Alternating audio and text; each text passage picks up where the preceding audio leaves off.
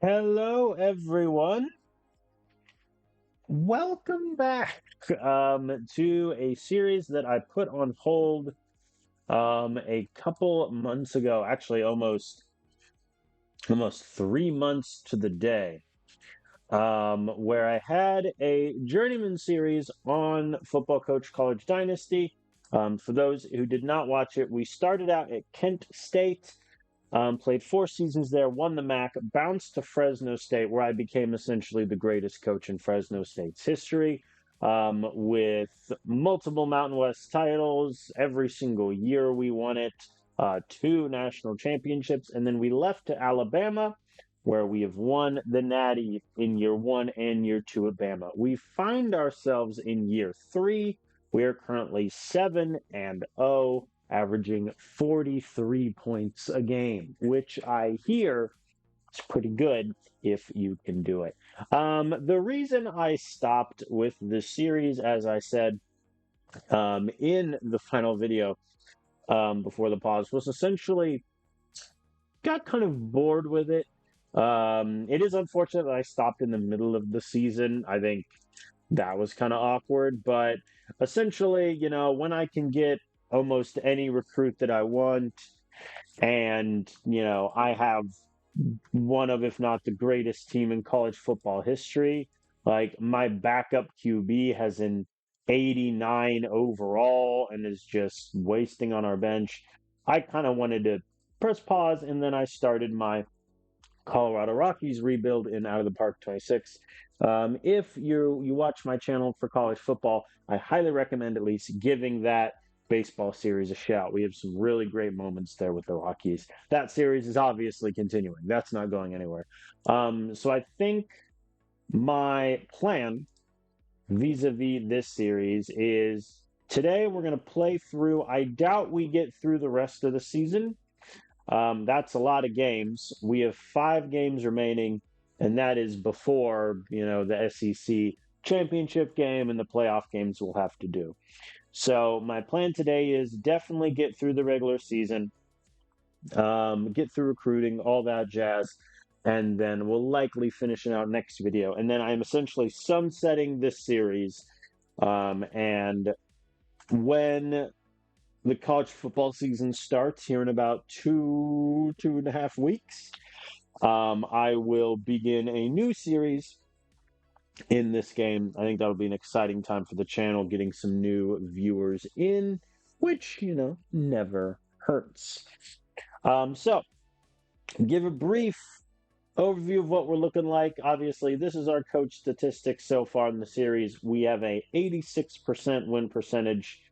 We are undefeated in conference championship. We are, however, 2-3 in bowl games, 18-5 in the playoffs, and then we have 4 national titles to our belt. We have 1 Player of the Year, 2 Freshman of the Year, 45 All-Americans, 246 All-Conference players, most of those at Fresno State, 72 draft picks, 18 of whom were first rounders. This is my beautiful coaching tree from players who have gone elsewhere. Oscar Stahl at Kent State and Caleb Monroe at Fresno State, obviously doing very good work over there. Insofar this season, we're playing pretty good football, I would say. Obviously, we are undefeated. 7-0 record overall. We have only faced 3 ranked opponents. We faced 16 Arizona in the opener, beat them by 7. 7th ranked Florida, beat them by 17, and then 16th ranked Army, beat them by 34.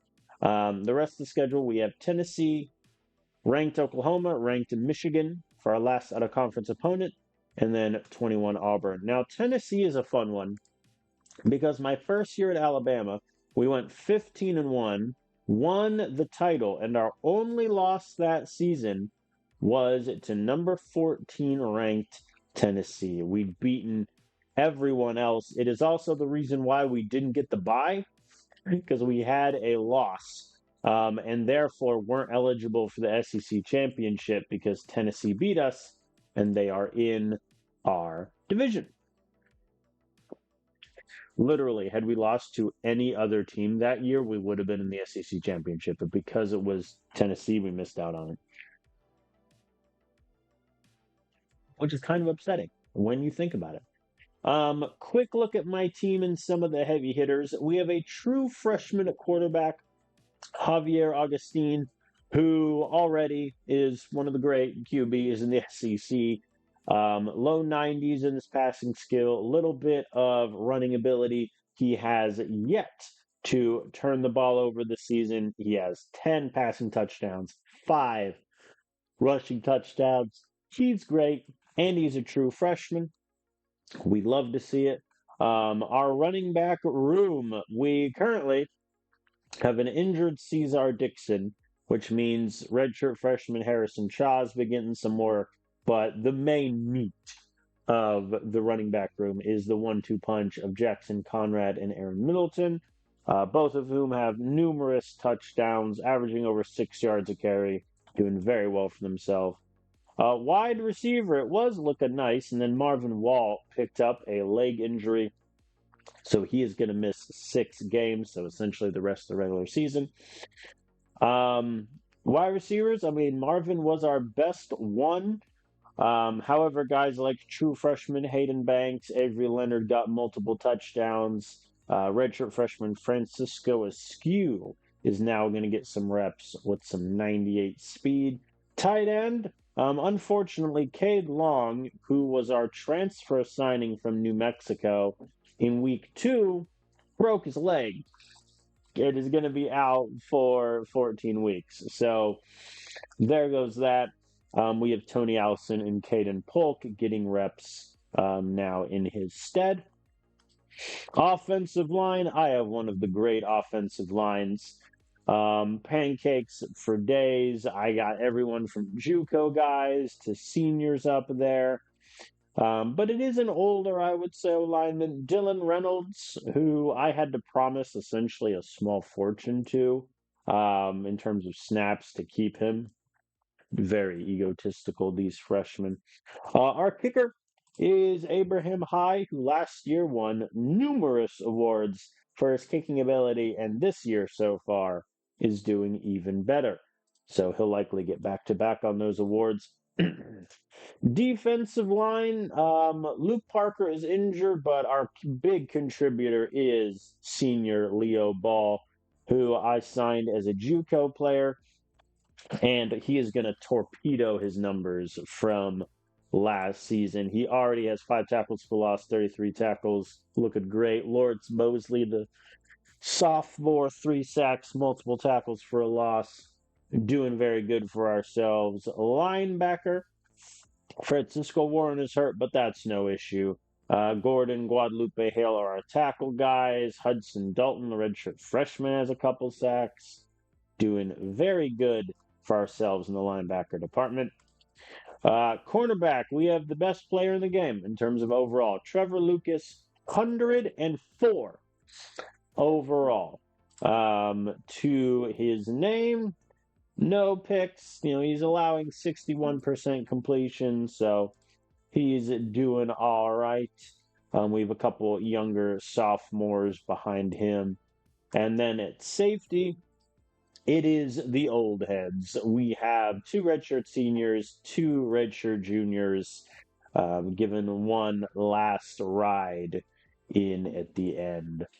So that is our team.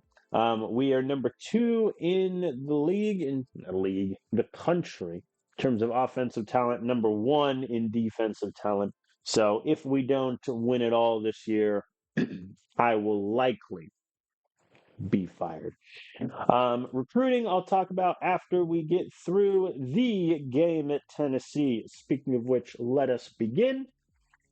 We are favored by 23 points, and the Volunteers have 10 recruits visiting. I don't know why Tennessee are even interested in 59 overall recruits, but okay. So far in the sim, like I said, they beat us in 2036. That was our only loss that season, and then the year after we beat them by 24. So more of the same here would be nice. We will call tails as it never fails. It failed, and Tennessee deferred, which is rough.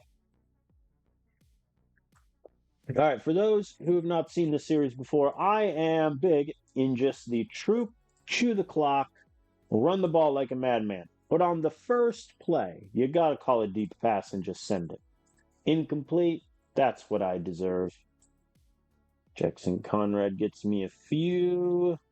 And Carson Tam, 52-yard reception off the slants. We're in business. All right, 8-yard run from Conrad. He gets us to the 6, at the 1, and Aaron Middleton runs it in for the touchdown. Early lead is ours. I have thought about essentially just switching to a different team, like in the same universe, to see if I could beat, Alabama or my former team, Fresno State. I think I would rather just reset it, go back, to year one in a new career. So Javier has been sacked. Oh, he got sacked again. Almost a safety. And he returned the punt 38 yards, and all of a sudden Tennessee is at the 9. Oh boy. I'm just gonna sit in zone. Yep. Imagine getting the ball at the 9 off of a punt return. Can't score in the end zone. That is rough. Triple option. Didn't work. Operation triple option failed. Carson Tam, 10-yard pass, and Francisco Askew in his first game in the starting depth chart, 32-yard touchdown reception. No, Tennessee got a first down. What a shame. They don't get a second one, though. Sacked again after hyping up my offensive line. They're not having a great time. Engage 8. Didn't work.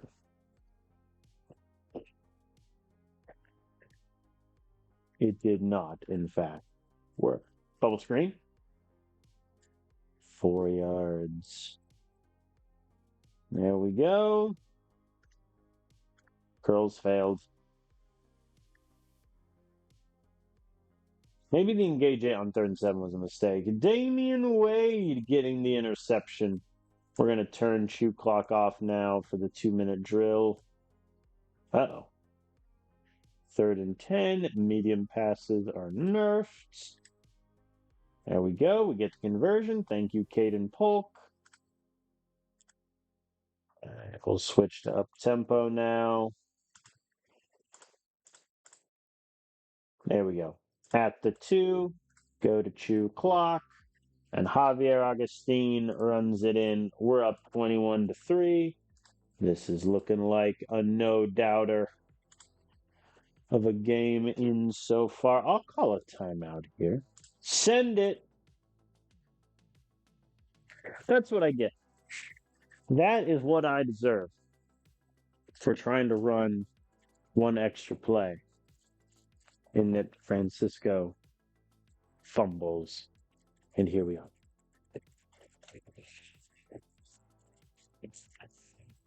You hate to see it. We had such good momentum. Poor Francisco. But it happens. All right. First half, looking really good. No complaints. Outside of the drive where Javier got sacked twice in a row and they got the ball at our 9. Looking pretty okay. I think I'm just going to stick in soft zone the rest of the way. Ooh. I tell you what, they got a good punter. He's buried us at the 5. Hey, the option gets me 12. That'll play. That'll do. All right, wide receiver screen. It worked, but Conrad gets -1 yards. I hear that's bad. Hey, Leo Ball with the sack. Very good, sir. See if we can get out of the shadow of our own end zone. Yes, we can. Middleton goes backwards, but Hayden Banks bails us out. See, we're fine. Everything is fine. We stumble. I'll just take the field goal, get some points out of it. There we go. Defense gets another stop. How many yards is Tennessee at right now? 133. We could triple their yards depending on how this drive goes, which is an insane statement. And Jackson Conrad, 25-yard touchdown run. That'll do. I believe the backups are now in. Yep, we're up by more than 24. All right, backups are now in on defense. And Jorge Peters gets the fumble and the recovery. So the backups are in on offense. That means Jesse Funk is in at QB, who on, I think, any other program in the country would be the starter. At the 1, you already know. Goal line, halfback dive. And Harrison Shaw can't do it. And he wonders why he's not starting. Oh, they convert on 3rd and 6. They're at the 10. Is Tennessee finally going to get in the end zone? It's looking like it. And they do. And they're just calling timeouts, even though they're down by 3 touchdowns. Fair enough. They're going to try to score another for pride. Nope. All right, we beat Tennessee 31-10. I think our offense kind of peered it off at a certain point, but did really well. I think running the ball, really, Conrad was the only one with great success. Harrison Shaw just annoys me at this point. And Askew did pretty well coming in for Marvin.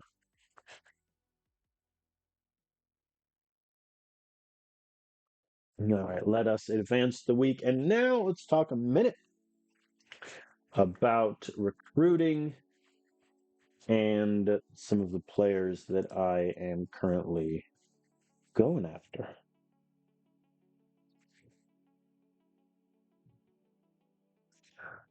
All right, Cesar is recovered from his injury, so he is just going to switch with Shaw. Easy peasy. I think Shaw will likely just transfer after this season, but that's fine. All right, let's talk recruiting. So I have 8 commits already from a myriad of different positions. I think the big 3 ones, athlete Troy Boyd, who I have as a linebacker right now, 70 overall, B minus potential. So that's nothing to get excited about, but his coverage stats are pretty good for a recruit, mid-high 60s. His tackling is already okay with a 75. He just needs that athleticism to get a bit better. But I mean, that's going to be a depth linebacker by the time he's done with his redshirt season.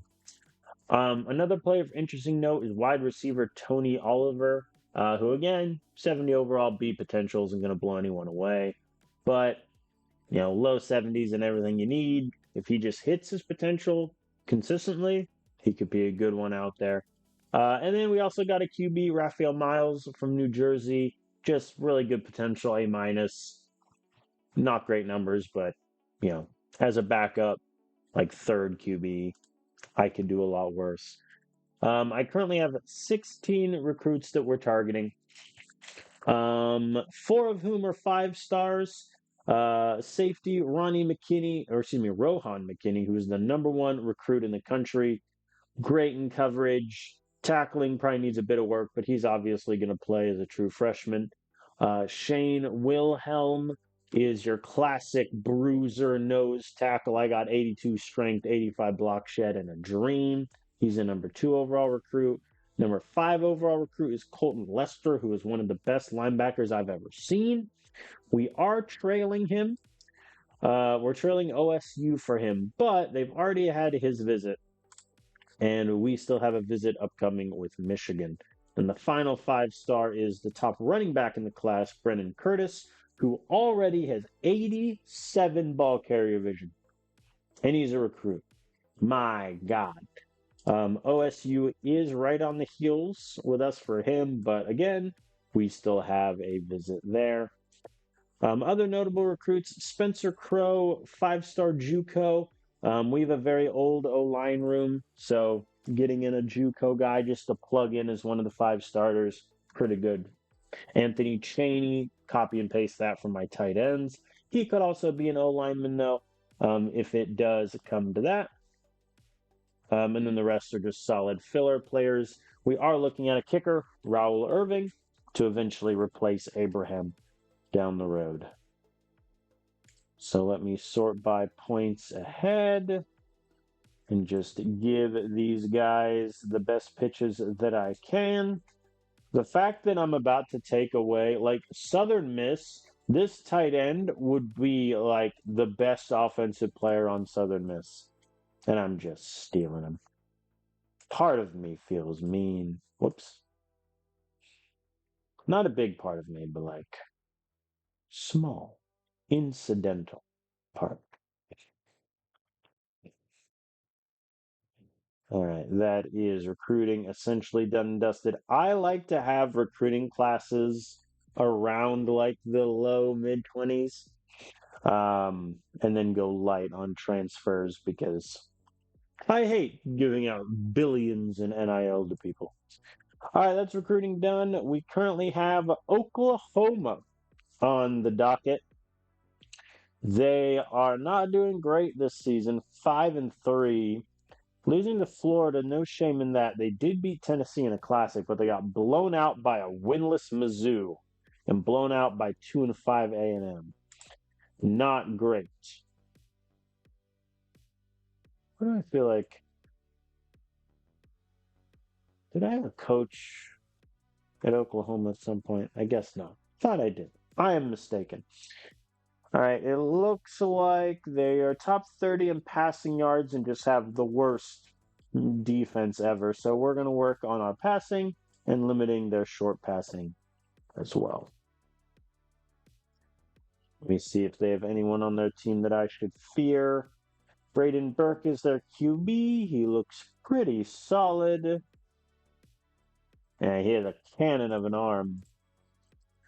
Their running back room. Vincent Cross is really nice as a sophomore. He has not had great production this season. Yeah, it looks like they have a really good, like, top-heavy player at each position, but then there's a decent fall-off. Solid O-line. All right, we're favored by 30 points. Yep. Oklahoma has 10 players visiting, including a 55 overall offensive lineman. Oh, boy. So far, Alabama's beaten Oklahoma every time they've faced in this sim. So let us rock and roll. Tails never fails. There we are. We will defer. I am usually in camp, just defer and come what may. Chandler Gordon with a tackle for loss. Oh, they beat us on 3rd down. Not that time, though. All right. Good work. No damage done. Now we're just, going to do a little jet sweep for 40 yards. Imagine doing an engage 8, and then you see the wide receiver get the ball off the offside. That's rough. Carson Tam touchdown. Light work. They punt once again. I think I'm going to go pretty run heavy this game as Conrad gets me a 20-yard rush and then a 34-yard rushing touchdown. Oh, this game might be over by halftime. I do get a field goal, though. That's not nothing. There we go, Conrad. Have yourself a day, sir. 3rd and 5. I'm going to run it, and if I don't get it, I'm going to run it again. All right, we convert the 4th and 3. Very good. And Cesar Dixon, in his first game back from injury, gets a 10-yard touchdown. That'll play. That'll do nicely. And Carson Tam Our punt returner takes it 77 yards to the house. The Oklahoma faithful likely booing at this point. Julius McNeil sacks him on third down. This is going to be painful. Screw it, motion option. It worked. Oh boy. I mean, I'm keeping shoe clock on. I'm essentially playing high school ball, and we're running the clock at this point. Conrad runs it in again. We're up 35-3. Oh no.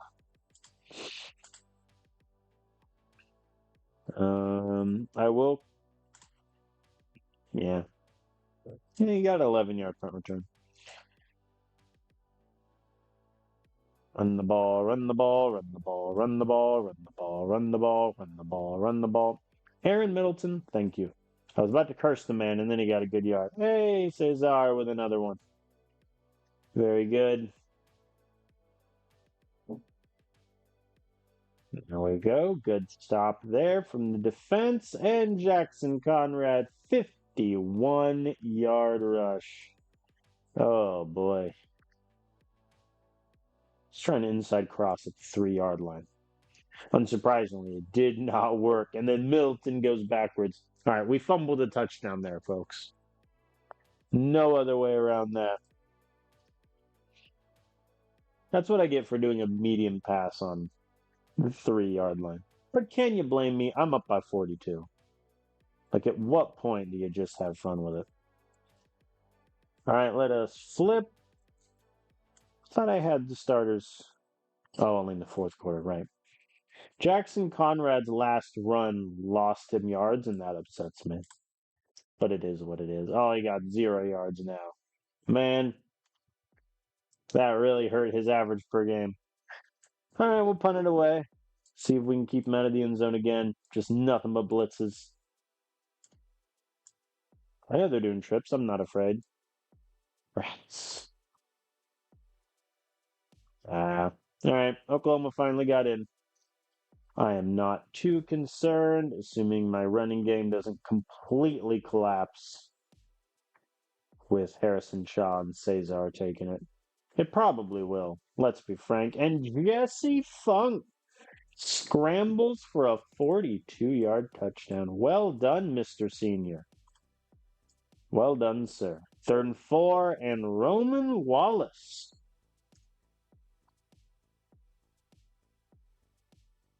Who was our 10th linebacker, only played 3 snaps prior to this game, gets the interception. How can you not be romantic about college football? All right, let's just run the ball one more time, and that will do it. We beat Oklahoma 52-10. You can kind of see why I got tired of the series. But very good work. Javier, 10 of 12, 146 yards, only 1 touchdown because our running backs just had days. Very good. Conrad, 131 yards. Yes. Look at our boy.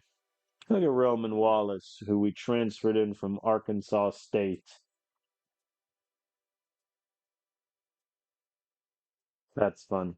All right. We smash Oklahoma. I think in real life at that point, Oklahoma's coach is fired. Just midway through the season. Promote the defense. Well, no, you wouldn't promote the defensive coordinator. They just gave up 52. Oh, okay. Bad news is Jorge Peters has picked up a minor injury. But good news is Luke Parker is back. Full. So let's sort those injuries out. D line. I think, yeah, Parker is just going to go above those two. Yeah, we're going to sit Jorge Peters for a little bit. How long is his injury? 5 weeks? Yeah. I'll give Darian Pitts a couple games as our 5th D lineman. See how that plays. Francisco Warren is back. He will immediately fly up to our number 2 linebacker behind Chandler Gordon. That also means these guys who are complaining about playing time are about to get even less. Just kind of funny, but that is what it is. Who else was back? Oh, Trevor Bush.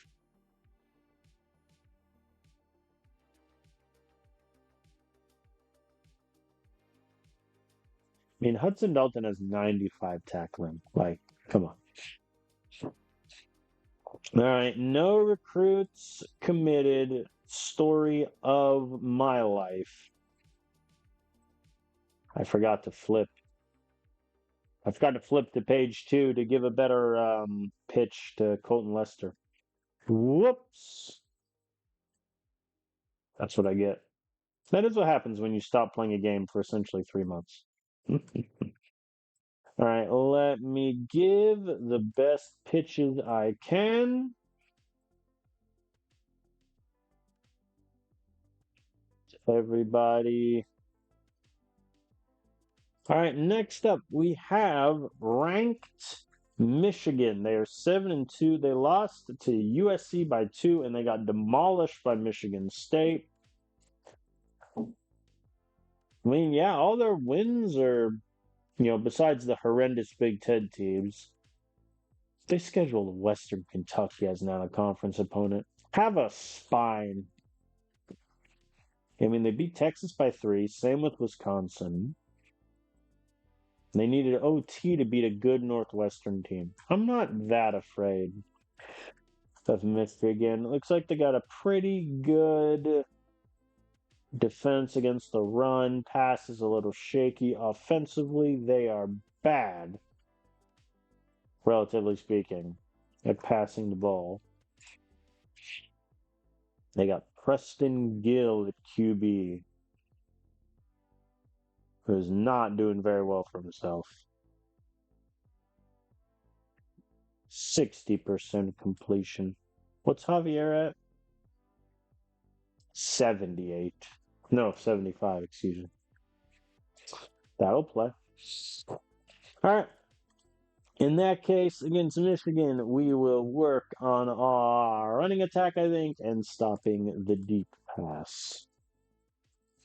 I think that's where I'm at mentally, physically, etc. All right, here we go. We're favored by 28.5. And we have 9 recruits visiting. Of those 9, only these 4 were in close recruiting pitches with. So, assumedly, we will have many fits after this game. All right, let's rock and roll. So far, Bama and Michigan have faced each other 6 times in the sim, including we played them last year and beat them by 2 points. Other than that, they've faced each other in the playoffs 4 times. Michigan fans must hate Bama fans. This were to happen IRL. Michigan calls heads. And it's tails. Didn't they hear that tails never fails? Do they not know the wise words? Are they not familiar? What I am telling them. All right, 3 and out to begin. No argument there. We also have a 3 and out. We don't have a lot of those. All right, they punt. Let's see if we can at least get a first down. And we do. Conrad gets us 12. There we go. We're at midfield. We're moving. We just stopped moving. We were moving for about a moment. There we go. Middleton with back-to-back first down runs and a touchdown run to cap it off. 4 carries, 40 yards, and a touchdown for the backup running back. That'll play. And Carson Tam 55 yards off the slant. Man, having Carson Tam in with the slant is just a cheat code. As Hayden Banks gets touchdown off the other side. Well, it looked like it was going to be a close game for about 8 minutes of the first quarter. Now it's not looking great for the Michigan faithful. Ah, bubble screen got so close to the first down. There we go. We're at the 4. We are still at the 4. And Cesar gets the receiving touchdown. Good for him. We're up 21-0. The Michigan offense has yet to do anything. Francisco Warren getting the sack on third down. It's not looking good. There we go. We convert on the play action. I'm turning shoe clock off. Never mind. That's what I get. The instant I turned it off, our offense just folded. I will call timeouts here to try to see if we can just get a punt return for a touchdown. Rats. Timeout? Nah, he fair caught it. All right. That's that. Conrad went backwards. I've ruined his numbers once again. There we go. We convert to 3rd and 10. Now I just want to run the ball quite a bit to burn as much clock as I can here. And Francisco Askew with the touchdown. That'll do. 6-minute 43 drive. Also, I love how this game has been patched to oblivion, but still there's that glitch where when you click on the log for the first time during a game, it just won't load until you click off of it. Ooh, Cesar fumbled. And all of a sudden, Michigan has the ball in our territory. Are they going to score? Yes, they do. We went safety blitz. They went stick. All right. Now it's a 3-touchdown game. However, I'm not particularly worried. Now we're just letting it fly to reckless abandonment. QB sneak our way in. That'll do. There we go. Luke Parker gets the sack. Backups are now in. And Jesse Funk throws incomplete. I am going to punt here. Yeah, and Abraham High burns him at the 1. That'll do. Can we get the safety? No. We do get a sack, but he's down at the 1. What a shame. Man, Harrison Shaw single-handedly just ruins my day. There we go. Trevor Bush with the pick. I think our run game, our offense definitely falls off from the starters to the backups. Our defense, I think, can still hold, which is very encouraging. All right, they're going for it on 4th and 4, and they do not get it. Well, unfortunately for them,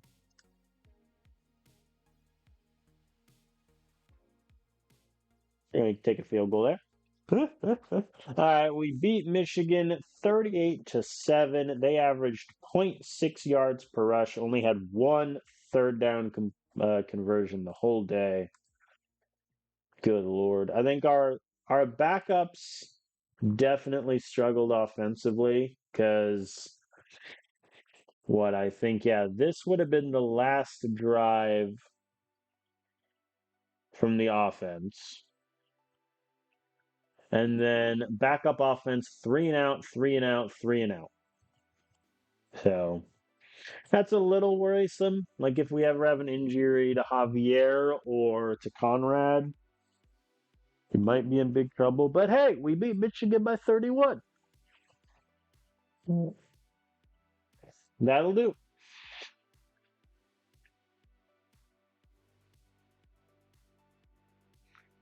Ooh, and Caden Polk is out for a week. You know what? Ian Hilliard, congrats. You're going to get 1 star as you complain about playing time. Like a nonce. All right, we had some recruits commit. We have 4. And all of them we knew we were getting originally. I think the big one, Camden Thorpe, A minus potential, mid 70 key stats already. We get a second QB in Calvin Henry, who I remember I went just because of where he's from, Pointe a la Hache, Louisiana. It's just a fun one. So annoyingly, that also means that, yeah, McKinney didn't. This is one thing, and I said this, months ago when I was playing, when the game was still actively getting patches and updates. The idea that I can be 6,000 points ahead on a recruit and they don't commit is just stupid. Like, that makes no sense to me at all. Like, it just doesn't. We rifled ahead on Leicester because we got a 1,400 point boost on him. So I think unless Ohio State offers their entire NIL war chest, I don't think they're going to get him, and we are going to end up with every recruit on this list. But annoyingly, even though I am 4,000 points ahead on 7 of them, they're not going to commit because this game does have some flaws when it comes to recruiting. All right, but we beat Michigan. What that also means is we have a hapless Kentucky team and then Auburn to finish. We win those 2 games. The undefeated regular season is ours. Kentucky is 4-6. They beat A&M, they beat Mizzou, they beat Ole Miss in a Charlotte squad. Only lost to Illinois by 1. That's gotta hurt. I mean, they didn't get blown out by Tennessee or Georgia. So, I mean, don't get me wrong. We're still going to win by like 30 points. Oh, no. Well, they're bottom 10 defense in opposing pass yards per game. They're bottom 5 in getting turnovers. That's not great. I'm a little afraid to look at their defense. I don't think I will. Sophomore Christian Spencer, who has 13 interceptions despite having 95 accuracy, which is very interesting. Ooh, Romero here is a very solid running back. Okay. So, yeah, I think we're going to work on our downfield passing and stopping their downfield passing. Looks like there's a bit of rain. And I know one of the last updates the developer did before focusing on their pro football version of this game was like lowered the chance of rain, which is very good. He also added a change where, because you can customize, what the playoffs look like in your save, and he added one where there's an 8-team playoff and it's only the conference champions that get in, which that as an idea fascinated me. All right, we're projected to win by 40. I have no recruits visiting this game. I believe all the guys in my target list have already visited. Yes, so everyone's visited. So far, the sim, we have bested Kentucky the only time we played them, and we beat them 51-3. So I anticipate a similar scoreline. We'll see how it goes. Once again, the AI does not understand the rule of tails never fails. Those silly gooses. Silly geese. Oh, they converted. Okay. Ezra Davidson, 58-yard pass for a touchdown. Kentucky is leading 7-0 in Tuscaloosa. Let the record show at one point Kentucky was winning. Maybe we'll have a close game as Middleton is stopped. 42 in the rain. Abraham makes the kick. We're on the board. They convert 3rd and 2. I should have done a much heavier blitz there. Wow. They are getting to our defense. Kentucky is up 14-3. We might have something here, folks. There we go. Ian Hilliard with the conversion. Welcome to college ball. 3rd and 2, we're going to run it. 4th and 1, I'm running it right down the middle. Middleton gets it at the 2. Cesar runs it in. Okay.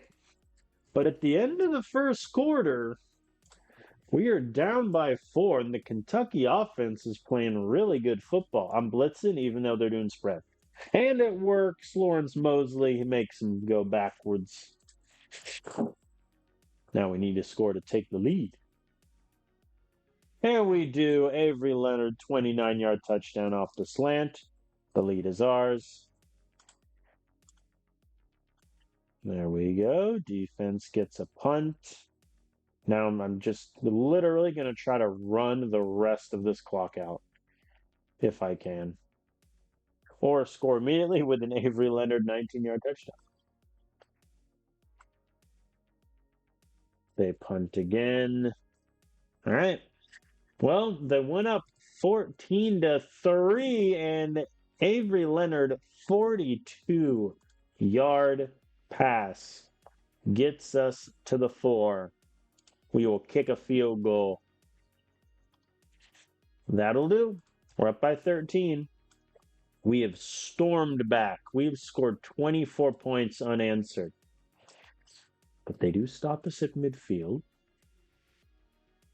Uh-oh, their offense woke up. Yep, they convert the 3rd and 8. There we go. Good stop. And Darian Pitts gets the sack. Man. I mean, don't get me wrong. We're going to win this game because our offense is just that good. But Kentucky, they're not bad. Middleton gets a 45-yard rush. Fair enough. Now I feel kind of bad because it's turned into a blowout. But, like,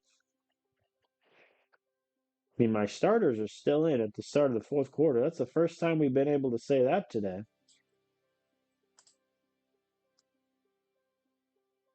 Poor Bama. Or not poor Bama, excuse me, poor Kentucky. They were up 14-3, probably thinking they had a chance. It was going to be a good fight. And now you look up and it's 42-41. Or 14-41. I just can't even speak today. All right, we're just going to essentially run the ball. I'm going to punt. Whoops. I'm going to punt out of respect. Dang. Also, out of respect, I'm going to kneel. Well, we beat Kentucky 41-14, and at the beginning of that game, I mean, they were up 14-3. They were up 14-10 after the first quarter. And if we're honest with ourselves, I mean, they held us to 14 points in the second half, which isn't nothing. It was just that second quarter where we scored on every chance we got. And Kentucky kept having 3 and outs, so we just kept getting points. But they didn't do that bad. They really didn't. Which I know is a weird thing to say about a team you just beat by 27. But it's true. They gave us a good game. I would honestly bet that they gave us a better game than Auburn is about to. Speaking of which, we have the Iron Bowl now. Daniel Payne is hurt for 3 weeks. How did Hilliard do in his lone game? 3 catches, 21 yards. Good for you, Hilliard. Sit back down. Caden Polk can take it. Honestly, no. I'll have Hilliard be our 3rd tight end for 3 more games, just so I can keep the red shirt. Who got hurt? Daniel Payne? I mean, it's only 3 weeks, one of which we know is going to be an off week. So I'm just going to drop them all the way down to the bottom and give some of the younger guys some more playing time, I think. Okay, any commits? Yes, 3 players committed, including 5-star running back Brennan Curtis, who is immediately going to become our number one, maybe number two back. We'll see what happens with Middleton. But yeah, that'll play. I mean, there's a non-zero chance he has 100 ball carrier vision by the time he hits the field, which is crazy. We also get another athlete, Marvin Broussard, who I like at safety because he's kind of tiny as opposed to linebacker. But he'll definitely redshirt and then probably be a good safety in a bit. Reese Becker, solid-ish defensive lineman. All right, we're down to 9 names. Does not look like OSU has more money to spend on Colton Lester.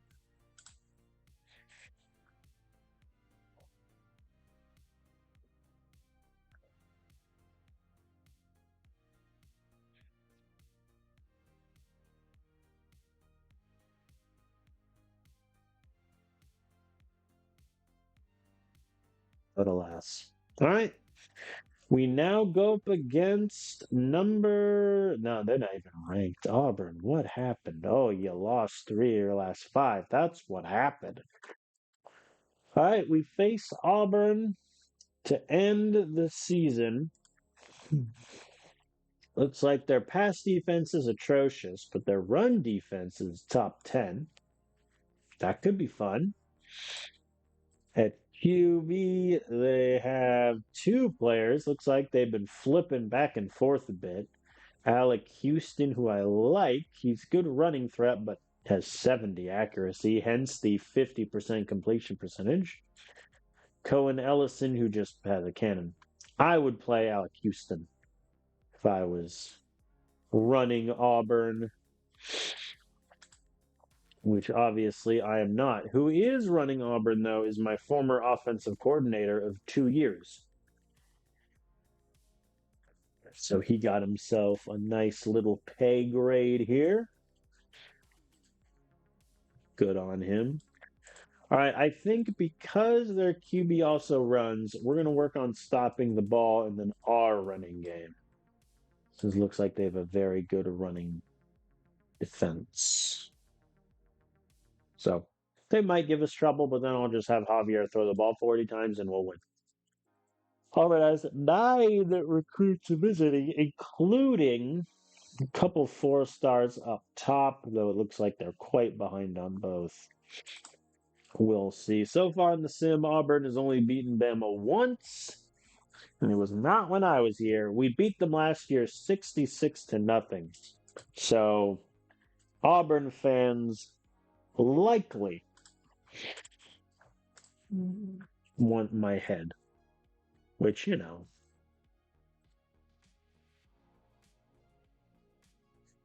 fair.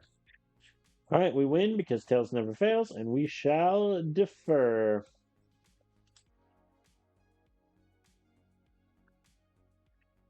Well, they started the guy I said they should start, and on the first play, they tried an option. Loris Mobley forces the fumble and returns it for a touchdown. Well, okay there. Even the Engage 8 worked. Oh no, and now Francisco Warren picks Houston off. One of the reason their other. Oh, and now Javier throws his first interception of the season to Jace Atwood. Well, this has been a very ugly game of football, huh? Auburn punts. All right, it's time for revenge. Revenge might need to be put on hold. There we go. First and goal at the 4, and Hayden Banks gets the touchdown off the slant. 14-0. Also, remember when I said that we wouldn't be able to get through all the games today? It's not even an hour in. We're almost done with the regular season. Crazy. Wonder who we're going to face in the SEC title, because I have not been looking at the other divisions. As Gilberto Frank gets the interception this time around. Yeah, now I think we're just running the ball. Ooh, safety. Ow. Nah, we don't get the safety. They punt. Good return from Carson Tam. We're already in the red zone. Conrad runs it in. So far, Alec Houston's stat line 6 of 14, 74 yards, 2 interceptions. I hear that's bad. Hayden Banks, 48 yards. Neat. Conrad runs it in. We're doing good. 28-0. We are on pace, not quite to match the 66-0 blowout of last year, but we're going to get there. They converted on 4th and 8 instead of going for the field goal. I respect that immensely. They do settle for one there, though, at 4th and 4. Why? Why not go for it? Like 28 down versus 25 down does not make a difference. All right, we punt once again. Then they punt. This game has suddenly turned into a slog. We got sacked, and Javier picked off twice in one game after not throwing an interception all season. Is it a bad omen? Are we doomed? I mean, also quietly, his stat line has not been great. I am not going for the 52-yarder. I will instead run it right up the middle. That seems like an easier route to success for me. Man. All right, the backups are now in on offense and defense. Let's see if Auburn can do anything against our backups. They are in the red zone. And another interception. Michael Bonner picks him off. There we go. We convert on 3rd and 6. We convert on 3rd and 12. Good job, backups. I'm just going to punt this. Realistically, there's no reason to try. If it was like 4th and 1, sure. 4th and 3 is a bit much. Julius McNeil getting the interception. Oh, poor Alec Houston. Dang. Now we'll let the clock run out. All right, we beat Auburn 31-3. I mean, I'll give credit to their defense. Like, they only allowed 3 points the entire second half. They got 2 turnovers against Javier, which no other team has even gotten 1 this season. So credit to them. But then Alec Houston just threw 4 picks. And they had no run game to speak of. So the offense really let the defense down there, I think. Because even our running game, like Conrad had great success. All the other running backs got stopped.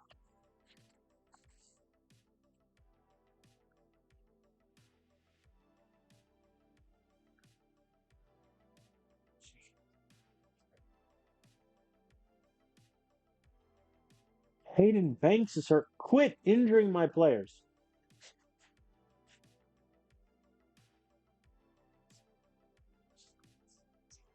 Man. All right, so Hayden is hurt. My wide receiver room is already kind of thin, if I'm being honest. I think I'm just going to swap him and Leonard. Like, realistically, that's the only thing to do. All right, we have the bye week now. Ooh. OSU has upgraded their pitches for Leicester. I think it's still enough that we're going to get him. I could always offer him more money because at the moment I have 20 million in NIL left. I have only spent 1 million, and it's to get this decent lead over OSU for Leicester. That's the only NIL money I've spent. So we are going to advance past the bye week. We are facing number 8 Mississippi State in the SEC title game. Marvin Wall is healthy again, which is huge. That's our number 1 wide receiver back in action. I'm going to be honest. 23 targets, 14 catches. Like, I'm going to have a skew take Francis Mack's spot in the lineup, I think. All right, so we face Mississippi State. What have they done this year? Lost to Maryland to open. Beat Vandy, beat Georgia, lost to LSU by 3. Crushed Missouri, crushed NC State. They just beat Auburn. Quit. That is one thing I wish would get removed from this game. The FCS schools, like it's no fun. The fact that multiple teams can schedule them a week is a bit silly. Like, make it a bidding war or something. Because what it also does is it hurts the lesser prestige schools because now they have less bigger out of conference opportunities where they could earn money. So that to me just feels a bit silly.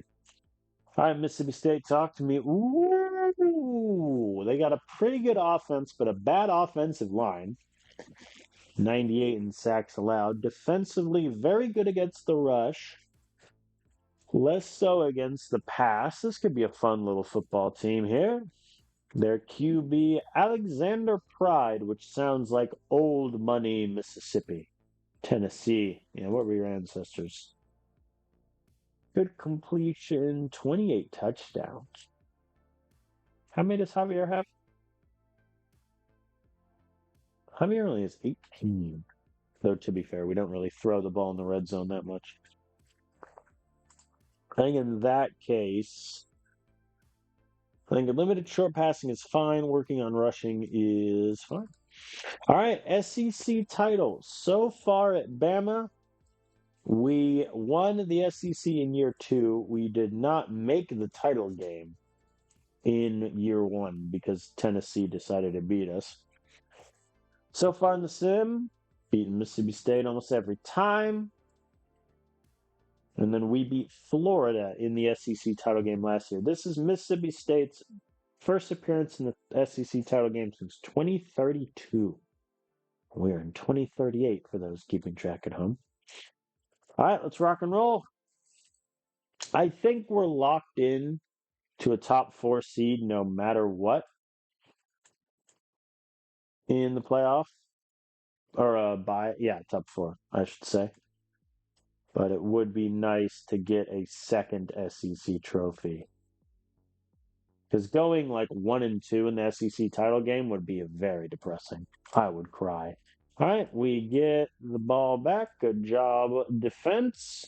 And we punted. Oh, no, they muffed the punt. Emmanuel Barrett muffs it. Not looking great.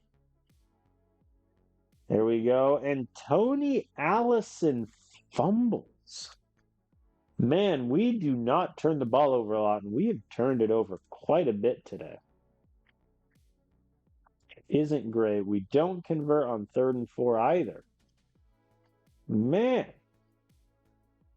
what has happened to our offense? I ask you, as Mississippi State makes the field goal to end the quarter, and we are down 3-0. It's not looking great. Let's get back to running the ball. Whoops, I hit lineup by accident. I really don't use the audible feature a lot, but I also don't think you really need it. But that also may just be because my team is that much more talented. It doesn't matter. There we go. Conrad runs it in. We get the touchdown. And the way our defense has been playing, like if we can get 2 more touchdowns, that might just be enough. I'm going to punt. I say that, and they immediately give up a 22 and then 33-yard pass. There we go. That's a big sack by Trevor Bush. And they miss the field goal. Yeah, that sack legitimately saved us 3 points. All right, we're going to go to halftime. I had no faith in that drive going anywhere. Instead, we'll just clean our hands of the first half, go into the second half. 1st and goal at the 8, 2nd goal at the 1. Javier runs it in. All right, I think we're okay.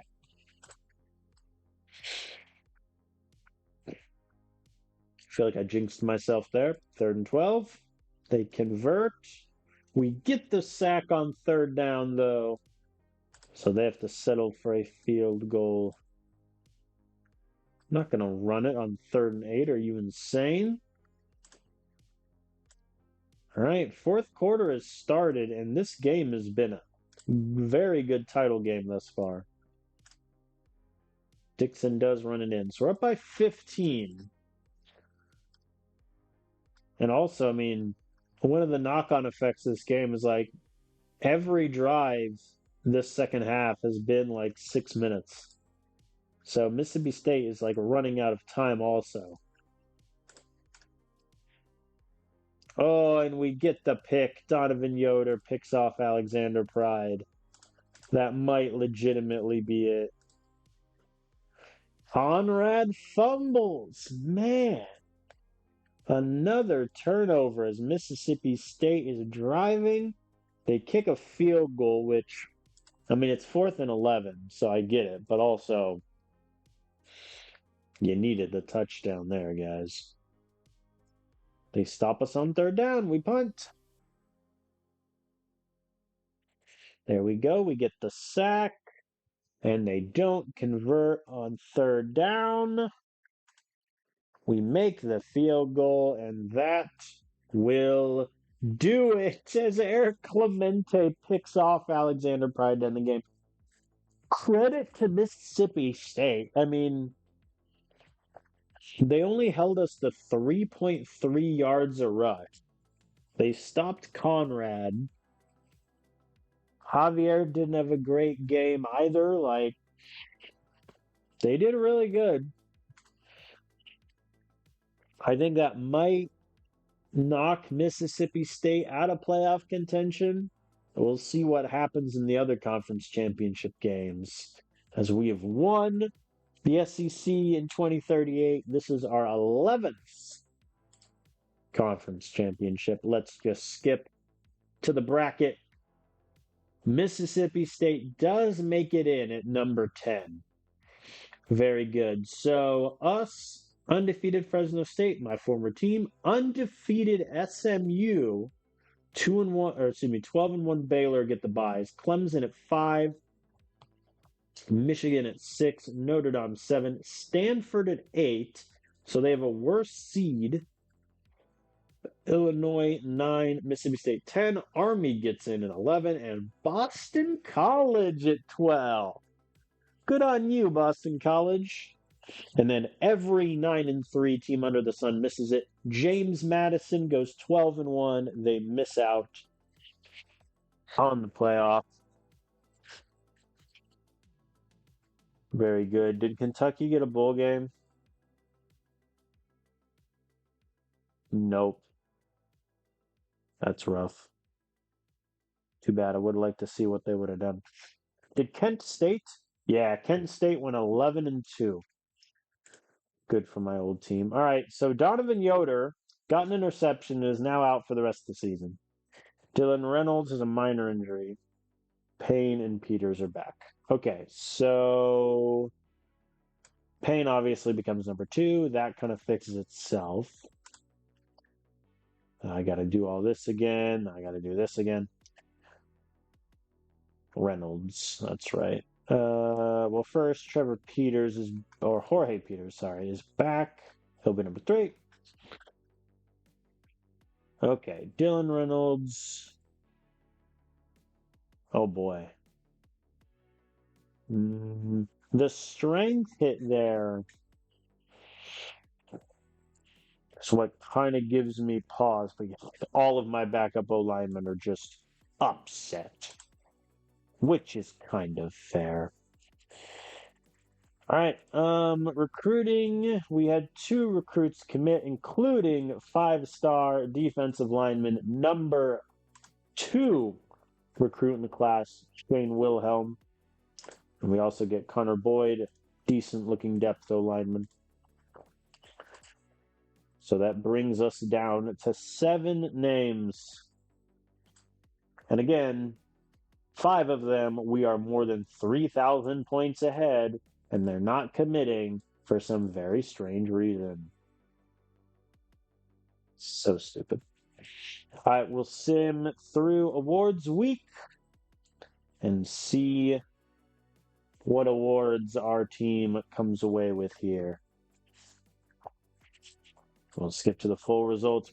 Heisman goes to OSU QB Dane Garcia. Javier finishes third. Our former QB at Fresno, Caden Lawson, finishes fourth, by the by. Stanley Crisard at our former team, Penn State, finishes seventh. Look at my tree. Defensive Player of the Year goes to Randy Felton, who had 78 tackles, 30 for a loss, and 10 sacks. Lawrence Mosley made the list with 40 tackles, 14 for a loss, and 6 sacks. Not too shabby. Freshman of the Year, we could win this. Javier wins it. Hayden Banks is 2. Very good. True freshman getting number 1. True freshman getting number 2 against all these red shirt cowards. Coach of the Year goes to Kyler Malone at Boston College for finishing 11-2. Good on you, sir. Well done. SEC Coach of the Year goes to us. Mountain West goes to the Wyoming coach who went 8-4. Oscar Stahl gets MAC Coach of the Year. Good for him. We had 6 All-Americans. First team offense. Landon Haley at O-line, 23 pancakes, only 1 sacks allowed. And Abraham Hyatt kicker, 18-19 field goals, 63 out of 63. Extra points. Very good. No one on first team defense. Second team offense, Hayden Banks at wide receiver, 824 yards, 6 touchdowns. Second team defense, Lawrence Mosley, 40 tackles, 14 for loss, 6 sacks. And then third team on offense, Javier Augustine and running back Jackson Conrad gets third team. And then all conference I'll look at on the next page here. Let me also look at the freshman team. Javier Augustine makes it. Hayden Banks, Dylan Reynolds at offensive line. Defensively, Trevor Bush and Hudson Dalton. Very good, sir. Second team all freshmen, no one on offense, but Gulati on defensive line and Yoder, who just got hurt. 14 tackles. That pick he got at the end saw him through. Reminds me, did I? Oh, he automatically dropped. Okay. Whoops. All right, let's look at SEC really quick. First team all SEC, Augustine, Conrad, and Middleton. Banks, offensive line, Haley, Reynolds, Jacobson, Abraham I, obviously. Defensively, Mosley, Chandler Gordon makes it, Trevor Lucas, Paul Wilcox, and Abraham High. Second team all SEC, Craig, offensive line. And then Tam as the returner. He got 1 return for a touchdown. Defensively, like almost the rest of our starters, Parker, Hale, Warren, Wade, Gilberto Frank, Butler made it. Pretty good showing. All right, let's advance the week and see what happened in the bowl games and such writ large. I didn't even do recruiting actions this week because I have faith that Ohio State will not catch me. Hayden Banks and Dylan Reynolds are both back. Neat.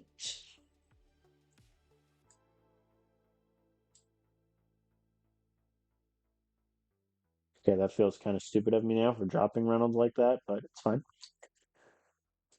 In all honesty, no, I need the pass pro up there. All right, we got 1 commit. It is 5-star JUCO lineman Spencer Crow, who is obviously going to slide right in to the offensive line. Oh, these guys all committed last week, but I forgot to, since I didn't check. Sweet. All right, so that narrows it down to 3 recruits remaining. 5-star Colton Lester, 4-star Kyler Barton, and our 3-star kicker. All right, we face Illinois. Let's see what happened in the playoff. Illinois beat Stanford 24-21. Clemson destroyed Boston College 45-13. Michigan beat Army handily 27-10. And Mississippi State falls. They were my dark horse. They beat Notre Dame beats them by 2. So Notre Dame plays Fresno State. That's a rivalry game. And then we face Illinois. We did have a commit. Oh, yeah, that was Spencer Crow. Whoops.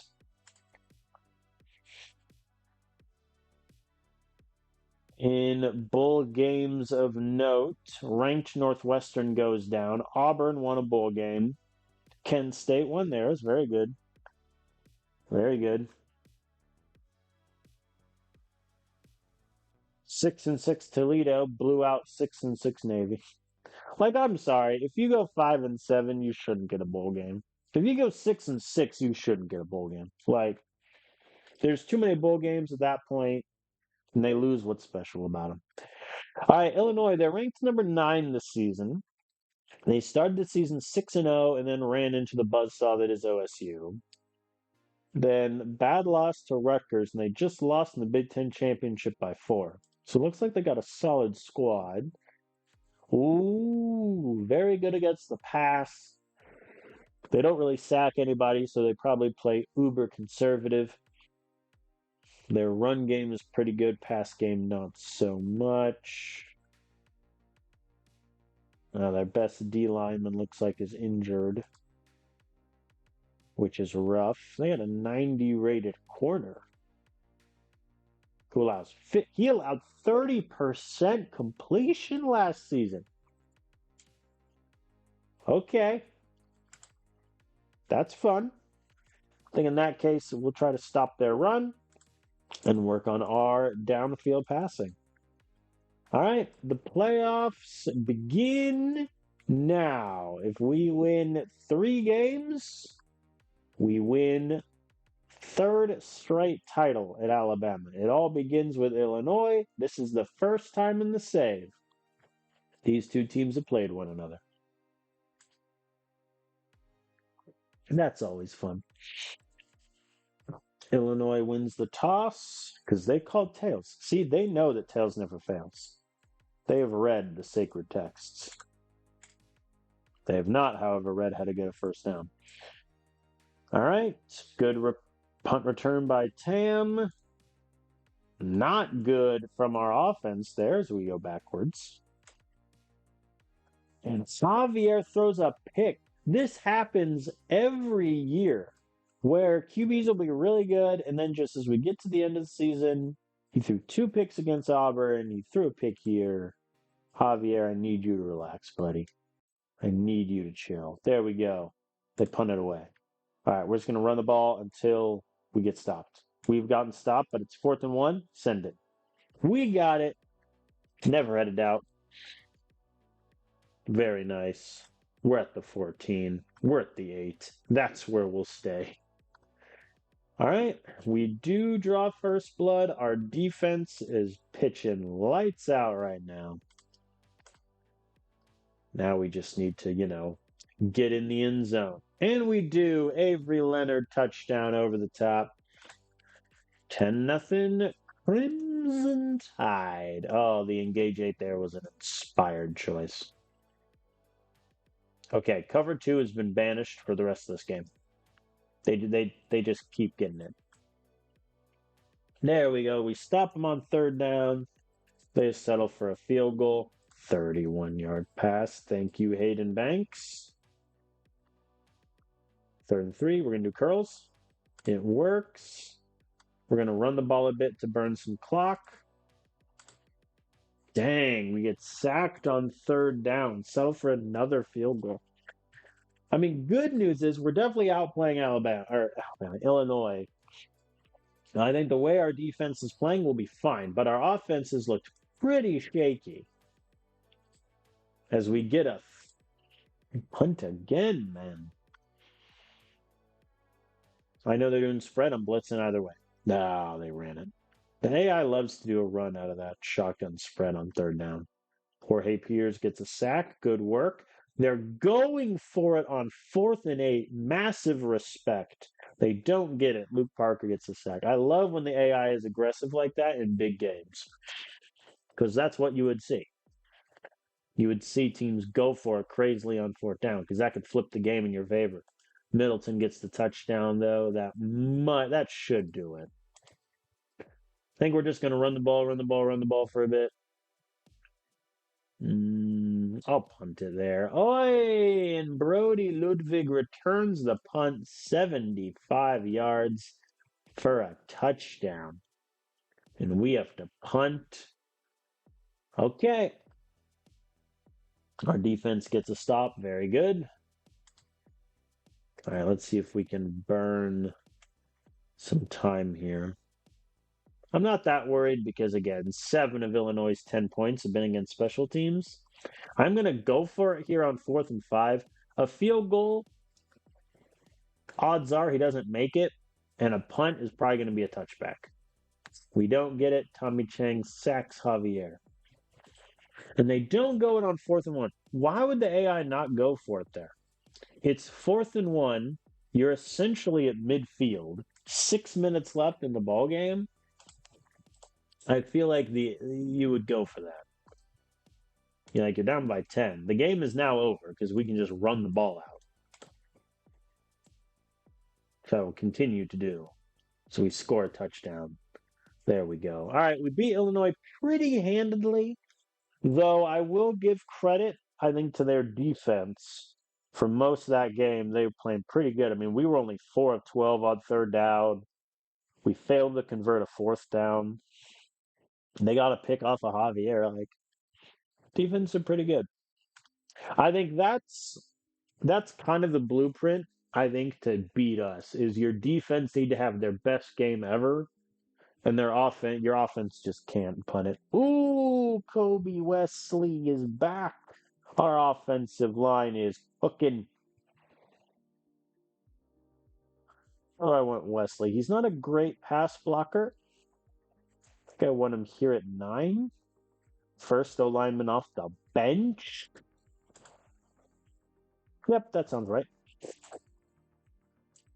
Okay, Clemson is our next opponent. They beat Baylor by 3. Michigan beat SMU by 3. And Fresno State beat Notre Dame by 1. This is like one of the great rivalries in college football. Just Fresno State, Notre Dame, throwing it down. I scheduled them so much. We met in the national title game when they beat us. They met in the playoffs later. This is a rivalry, folks. All right. Elsewhere in the bowls, Georgia beat OSU. Hey, James Madison won. Good for them. Oh, Tennessee lost in OT. That's a shame. North Carolina upsets ranked Oregon. Arizona upsets ranked Maryland. Louisville upsets ranked Northwestern. What has happened? Craziness. I also saw we had a commit. Hey, Colton Lester commits. I mean, he is going to walk into that starting linebacker group on day 1 with no issue. And now we still have 2 players we're waiting on. Okay. All right, we're in the semis. 1, 2, 5, and 6. Your seeds here at the death. All right, let's take a look at Clemson this year. 14-1. Their only loss to Notre Dame, who we've established are OP in this game. They beat Boston College and they beat Baylor. Poor Boston College. They get blown out in the ACC championship game. They play them again in the first round. Man. But yeah, I mean, it just looks like they beat the ACC. They scheduled Cal, who's bad. They scheduled Ole Miss, who is one of the worst SEC teams, and they beat it. They didn't play anyone. And when they did, it was Notre Dame, and they smashed them.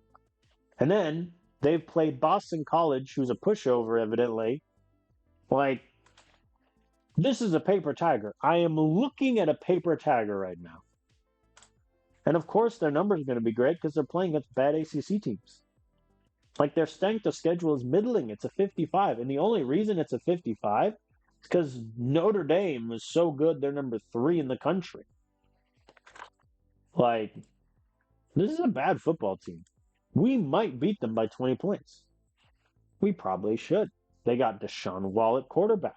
He looks pretty solid. I'm not even afraid. I am going to discount this team so much. We're going to work on our downfield passing game and stopping their run. But I am not afraid. I think this game will be easier than Illinois. So far in the sim, Bama played Clemson once back in 2034.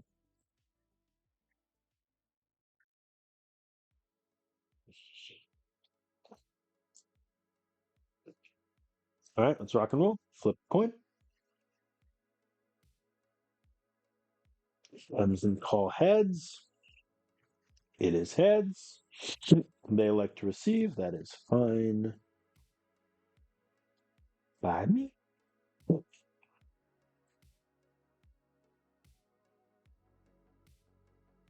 you're going to do I formation on 2nd and 10, go right ahead.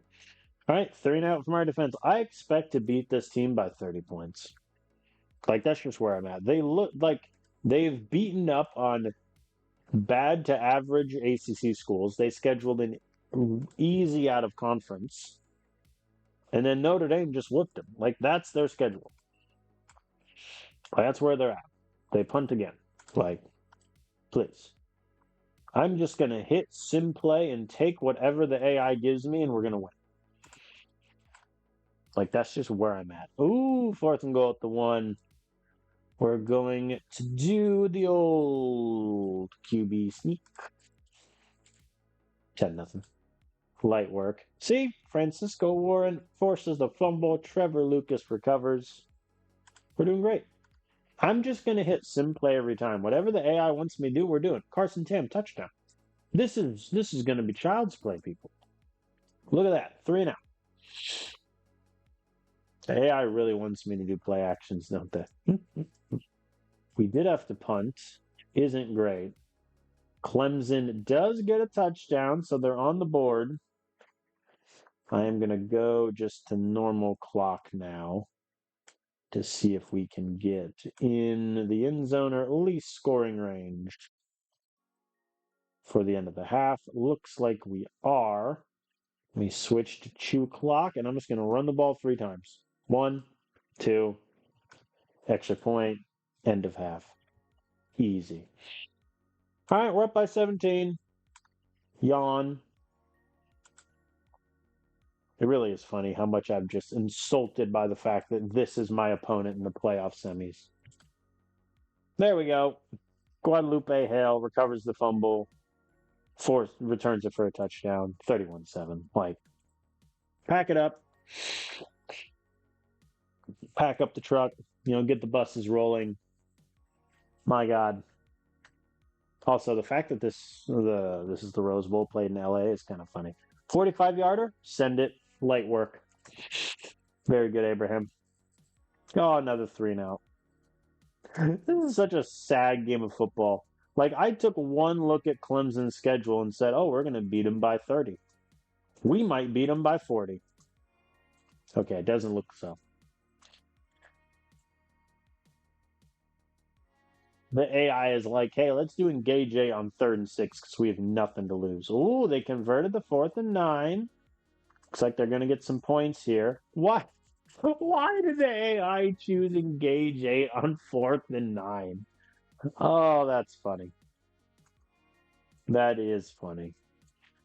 I'm not going to do a kneel down. We're just going to run it. That'll be that. All right. What a sad game. I would like to apologize on behalf of all fans. I mean, their QB did good, but he just threw it short every time. Their running game did nothing whatsoever. Just get out of here. I'm taking Clemson off my list of potential out of conference opponents. That was sad. That was sad. People should feel sad. Oh no. Ooh, Fresno State beats Michigan 2 overtime thriller. Let's check the impact plays. 4th quarter with 1:30 1:30 left. Fresno State scores a touchdown to tie it. OT, it goes touchdown, 1 yard run, touchdown from Fresno State to match. Then they open with a touchdown, and then turnover on downs from Michigan, which means we are playing our old friend, our second love, Fresno State, where we won multiple national championships, and now we have to face them in the final. Oh. And while this is happening, I still have these two idiot recruits. In all honesty, with Kyle Barton, I might just revoke my scholarship to him, just out of insult. Come on, dude. All right, Fresno State, they are undefeated this year. They beat number 5 Baylor to open, destroyed the Mountain West, and not a great out of conference. They beat Air Force in the title, or in the Mountain West title, I should say. Then they beat Notre Dame by 1, beat Michigan in OT, and here they are. So of my former players, Caden Lawson I recruited, and the AI stupidly played him for 5 games in his freshman year. He's pretty good. Damon Taylor was solid. Looks like he got top return man. Yeah, I played him as a depth guy in 2035, and he's been their number 1 back ever since, which is kind of fun. Wide receiver rise, yeah, Ricardo McLeod is still there. That's really the only name I recognize. Jake Finch, they were able to keep, which is good because he wanted to leave. Yeah, they got some good O-linemen.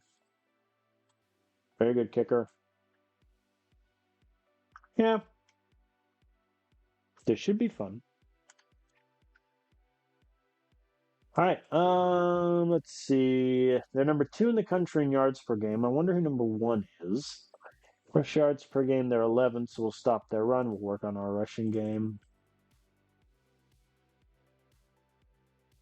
Am I actually number 1 in yards per game? Yep. All right, it's the Natty. Number 1 Bama against number 2 Fresno State. My current home versus my old home. So far in the sim, when I was with Fresno State, we faced Bama in the Natty in 2034. We beat them by 25 points. And then I scheduled Fresno State my first year here at Bama. We beat them by 42 points. We crushed them in the Natty by 35 that same year. Then last year, we beat them by 10 in the playoffs. A pretty close game. So, let's see what happens. This continues the trend of Bama or Fresno State. One of Bama or Fresno State have been in the Natty for 7 of the last 8 championships, which I imagine would get kind of boring as a neutral, but that's fair. All right, let's see what we got. They believed that Tails would never fail, but unfortunately, here it did. We will defer. We will blitz. Come what may. They convert on 3rd and 1. All right, they punt. Ooh, weave the ball to 3. Which is rough. I like how the AI is hey, you've the ball to your own 3. You wanna get a little crazy on them? You wanna dance with them? 4 verts. Not doing that. I will, however, do slants. There we go. Got a 7, and we get the first. Cool.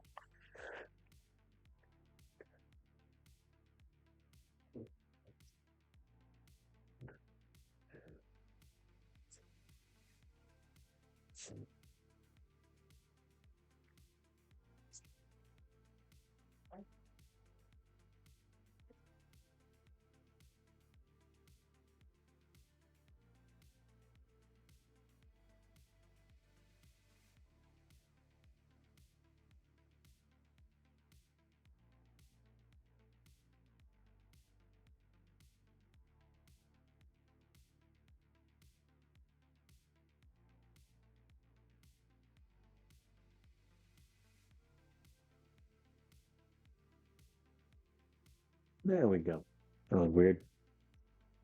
I took one look at my OBS screen. There was just a yellow exclamation mark near the windows, and I was like, "Huh? What's happened?" But I think we're okay. Emphasis on think. All right. Either way, so first and 10 hour 21. I think now is the time. We'll do a little deep pass action. Try to see if we can burn him, and we do. Tony Allison, 25 yards, never punished. 4 verts didn't work, but at least I can tell the AI that I tried. There we go. We're in the red zone. Quit recommending 4 verts. Not doing it. First and goal at the 8. Middleton runs it in. We take the lead in the national title game. Very good. Safety blitz did not work. Yeah, they're crushing our blitzes right now. They make the 43-yarder. Good on them. Let's run the ball a bit more here. That's what I get. Middleton fumbles. Hollingsworth recovers and takes it into our red zone. They're already at the 1, and Damon Taylor reads it, and they miss the extra point. That could matter down the road, as now a field goal, we take the lead. No matter, though. We get a touchdown on the slants. I'm going to go for 2. We don't get it. All right. 4 versus 5, the difference means nothing. 4 versus 6, though, that means they have to make an extra point to take the lead, which, as they have just demonstrated, is not a given. And their offense is cooking us alive. All right, we're down by 3 now. We're going to go up tempo here. There we go. 14-yard reception. There we go. At the 24. Play action did not work. 4 verts. Didn't work. All right. And Abraham missed the 41-yard field goal. Fresno State trying to get into field goal range, and they get a touchdown. 10-point deficit for Alabama, and Augustine is intercepted, and Fresno State could add more points onto their total, and they do with a field goal. Well, we are now down by 13. So it is time to lock in, fellas. We convert the 3rd and 8. That's legitimately huge. We get the 3rd and 3. Cesar goes backwards. What else is new? Augustine is sacked. And the verticals gets us the touchdown. Avery Leonard, 30 yards. That's huge. There we go. Defense gets a stop. Good work. We punt. Nothing doing. Ooh, they're going for it on 4th and 2. I like an aggressive AI. They do not get it. Trevor Bush gets the stop. Very good. Very good, sir.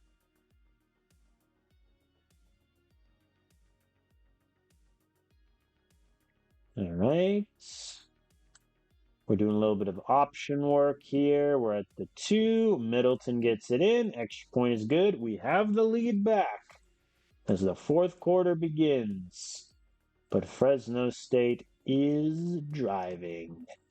They convert on 3rd and 8. Not good. Engage 8 was a horrendous call there. Touchdown, they're up by 7. About 6.5 minutes left in the game. I'm keeping shoe clock on. My hope being we get a touchdown here.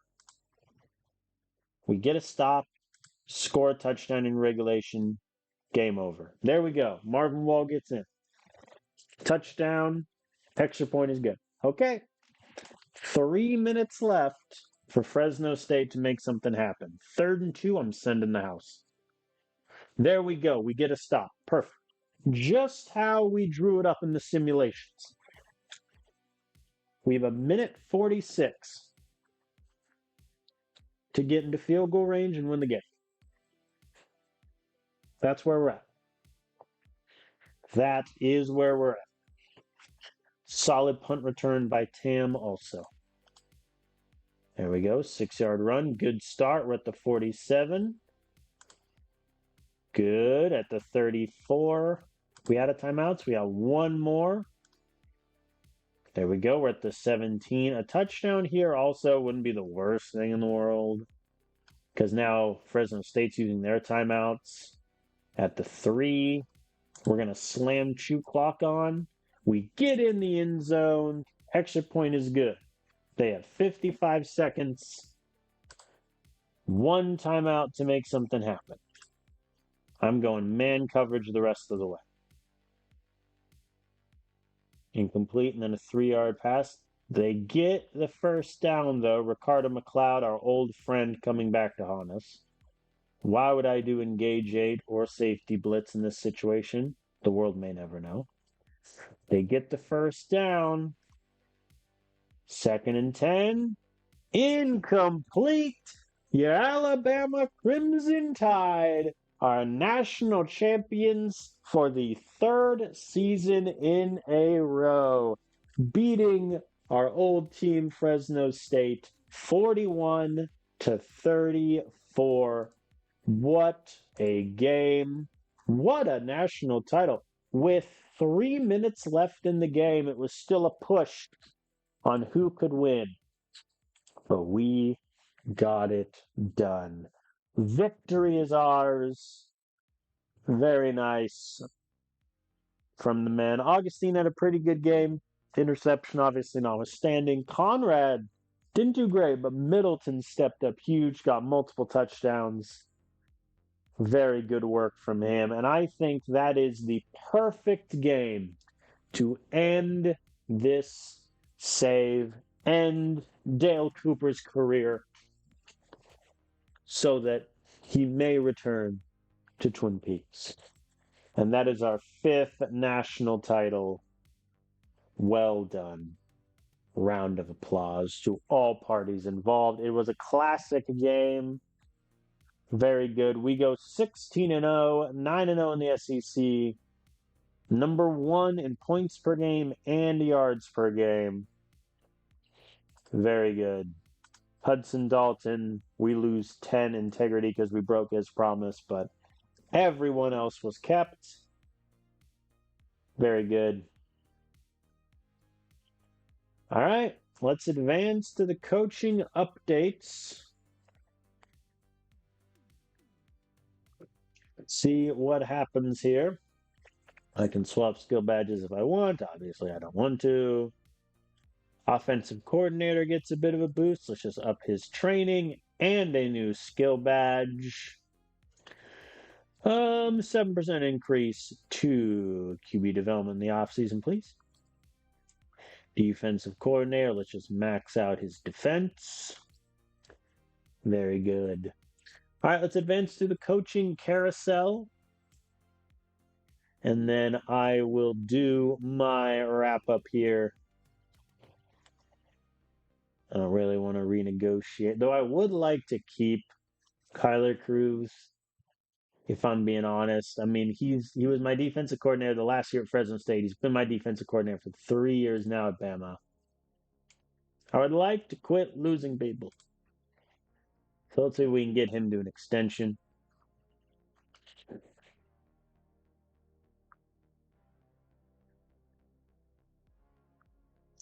Other teams that are offering us jobs right now: Michigan, Florida, Penn State. We are obviously staying at Bama. Like, come on. Offensive coordinator, nobody wants Ahmad Rubio. Which, I mean, I don't know how. We were number 1 in points and yards per game. He's staying around. There we go. Kyler Cruz also staying around. Very good. Very good. All right, lead coaching changes. Efrain Mueller He is changing jobs to become Michigan State head coach. Interesting. Hold on, let me look at the Mountain West then. Did Fresno State's head coach go anywhere? Nope. Stayed put. What about the MAC?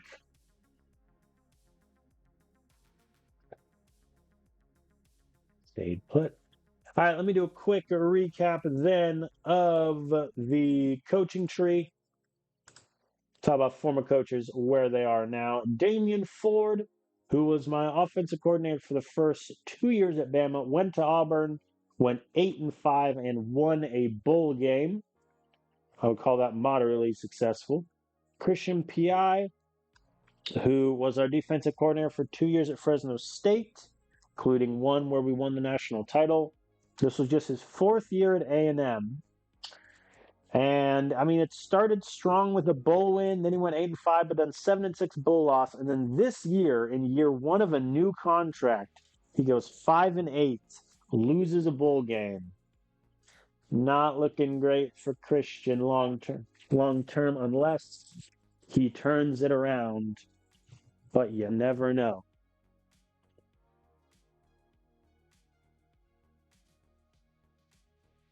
You never know. He maybe could. No way of knowing.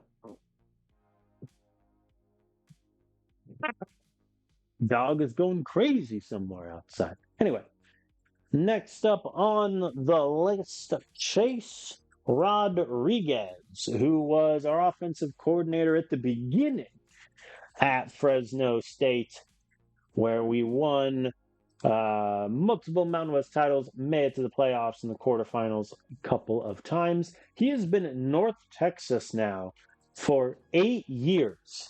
Good on him.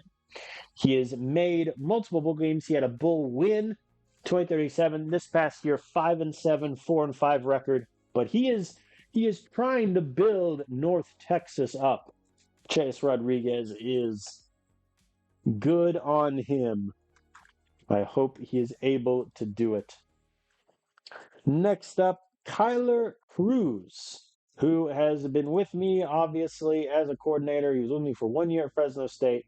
I brought him along to Bama, so he has 3 national titles and 3 conference championship titles with me. And now we get to who I call the favored sons. Oscar Stahl, who was my offensive coordinator the whole time at Kent State, where we had almost a top 10 offense, won the MAC in 2027. He has been the head coach. He has now gotten 4 contracts at Kent State.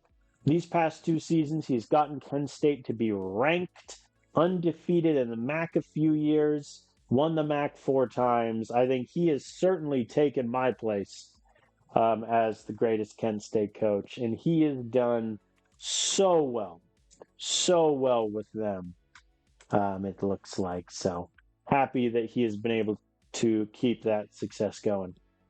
And now Caleb Monroe, who was my offensive coordinator for 5 years. I planned on taking him with me to Bama, but they offered him the Fresno State job. He took it.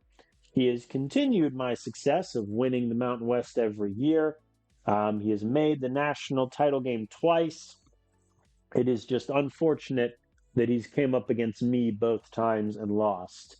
But I imagine with no issue, he would continue the success that Fresno State has had. And then finally, Efrain Keller, who was one of the longest serving coordinators with me. He was my defensive coordinator at Kent State, and then for 5 years at Fresno State, including when we had multiple years of the top 5 defense. Went to Virginia Tech and had decent success early on, made the playoffs in 2036, but this past season not great, went 6-7, lost a bowl game, so I think he also needs to turn it around if he wants to keep Virginia Tech as a threat down there. Those are the guys that are either with me now or have had success elsewhere. Obviously, Ahmad Rubio doesn't really count because we just had him for 1 year My two coordinators that I would consider misses.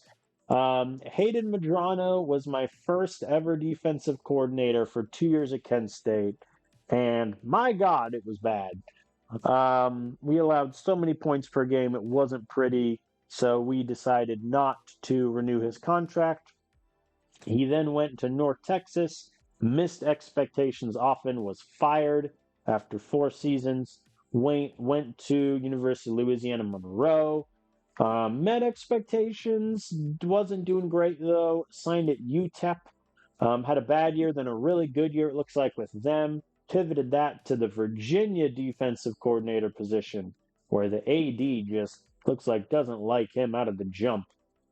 So he's had an okay career as a defensive coordinator, but it did not start great with us. And then Jeremiah Freeman, who I hired for 1 year after Hayden left, and he did really, really well, and then promptly retired. So that kind of hurt. And then overall, obviously, with us, Dale Cooper, a record of 192 and 30. 86.51 percentage in conference, 124 and 11, 92% win percentage. Of those 11 losses, by the by, 7 of them were at Kent State. We only had 4 conference losses in our entire 8-year career at Fresno State, 3-year run at Bama. That's kind of crazy. We are 11-0 in conference championship, 2-3 in bowl games, where we went 1-3 in bowl games at Kent State, 1-0 at Fresno State. We've just made the playoffs every year since. Speaking of which, in the playoffs, we are 21-5. Overall, really good. I think what was really annoying, and if you've been watching this series for a while, you'll know the first 3 years at Fresno State, we just lost in the quarterfinal every time. That was so annoying. Then we finally won the title in 2032, lost in the semis, won it again in 2034. And then because of a missed chip shot field goal, lost it in 2035. And then our trophy room here, multiple national titles, multiple SEC and Mountain West championships. We have won at both the Holiday Bowl in 2028 and the Fenway Bowl in 2024. We were SEC Coach of the Year season. We were Mountain West Coach of the Year many a time and MAC Coach of the Year twice. I think I really enjoyed this series. I think it was a lot of fun, especially starting at Kent State, who at the time in real life was one of the worst teams in football. They have since fired their head coach, Kenny Burns, for essentially credit fraud, which is wild. Um, and so that happened. And I think, Kent State to Fresno State might not be the most realistic jump in the world, but when we did it, you'll have to remember Fresno State was awful, and we turned them pretty quickly into a powerhouse in the Mountain West. And then, pretty much after we won our first title at Fresno State, I was like, okay, let's start looking, to move on.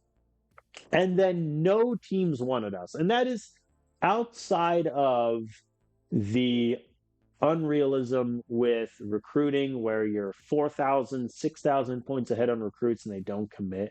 Outside of that, the lack of interest in player coaches when they're doing well. I had practically, average teams interested in me after I won the national title with Fresno State, won the Mountain West 6 years in a row. No one really wanted me, so I signed a new contract. And then 2 years later, bounced to Bama, and the rest is history. Back to back to back national titles. I really liked this save. I think I am going to end it here, though. It is kind of lonely at the top of the mountain, and I would rather end this save, this career, and start fresh in 2024 at a new job than move to a different program in this save. I think, we got all the way up to 2038. So pretty good long time in this world, I should say. One thing I did want to look if I can find how to do it. Yes, history of the league here. One thing I kind of noticed as I was making my way through Fresno State, we did all of this with only winning the Heisman Trophy once. Like we only won it once, and that was with Ivan Calhoun, um, who we had transfer from OSU. He was our starting running back for 3 years. He got 2,000 yards in 2025 and won the Heisman. Still, probably the greatest single season feat I think anyone that I have will ever accomplish. And I think probably the best player on balance, like tremendous football player, great running back, love him. He was also paired with around that similar time Philip Cato, who was our first really big 5-star recruit. I redshirted him the first year, played him for 2 years after that. He did great, threw for almost 7,000 yards with us, and then promptly went to the draft where he was taken one of one. So good decision on that, I suppose. But I did notice that as I was looking through some of the background stuff in this save before the stream. They did all that without really ever getting the Heisman. It's kind of annoying, but it is what it is. So I really much appreciate people, especially the YouTube audience, for watching this series. I did kind of take it on a awkward, like 3-month hiatus when I could have just done one more video and ended it. I understand that's not great. That's something I need to do better of in the future. But I was just kind of burned out of the game. And even if you look at the stream schedule, then I think I finished that and then like 5 days later started up my baseball stream. So, or series rather. So, but yes, so this will be the last episode of the Journeyman series here on Football Coach College Dynasty. Um, and I am excited to see what I do, in a couple weeks when college football starts up. They have added coordinator modes where you can be an offensive or defensive coordinator. So I don't hate the idea of being, a defensive coordinator at a bad school and just working my way up. That does, have its merits. I don't really know how recruiting worked with that. I assume it just wouldn't. But that is a bridge to cross another time. So I thank you all for watching. It is time to sunset this Journeyman series. It's been a blast. We have 5 national titles. We won the Mountain West every year we were in it. Like, that's going to be great. I appreciate you all for watching, and I'll see you next time.